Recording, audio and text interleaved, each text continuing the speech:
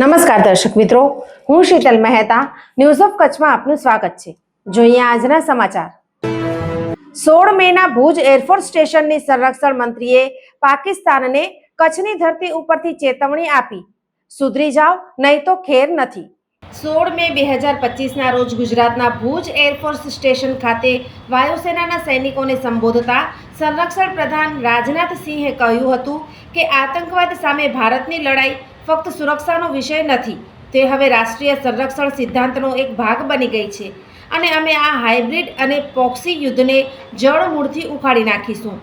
તેમણે ભારપૂર્વક જણાવ્યું હતું કે વર્તમાન યુદ્ધ વિરામનો અર્થ એ છે કે ભારતે પાકિસ્તાનને તેના વર્તનના આધારે પ્રોબેશન પર રાખ્યું છે। જો વર્તન સુધરે તો તે ઠીક છે, પરંતુ જો કોઈ ખલેલ થશે તો સૌથી કડક સજા આપવામાં આવશે, એમ તેમણે જણાવ્યું હતું।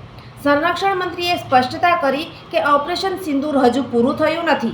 તેમણે કહ્યું, અમારી કાર્યવાહી ફક્ત એક ટ્રેલર હતી, જો જરૂર પડશે તો અમે સંપૂર્ણ ચિત્ર બતાવીશું।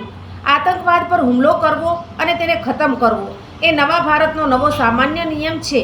રાજનાથ સિંહે IMFને પાકિસ્તાનને આપવામાં આવતી નાણાકીય સહાય પર પુનઃ વિચાર કરવા હાકલ કરી, કારણ કે તેણે ફરીથી તેના આતંકવાદી માળખાનું નિર્માણ શરૂ કર્યું છે।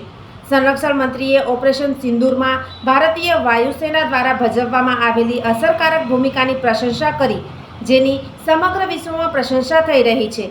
માત્ર 23 મિનિટમાં પાકિસ્તાન અને POKમાં આતંકવાદી છાવણીઓનો નાશ કરવા બદલ વાયુસેનાના બહાદુરોની પ્રશંસા કરતા તેમણે કહ્યું, જ્યારે દુશ્મનના પ્રદેશમાં મિસાઇલો છોડવામાં આવી ત્યારે દુનિયાએ ભારતની વીરતા અને બહાદુરીનો પડઘો સાંભળ્યો।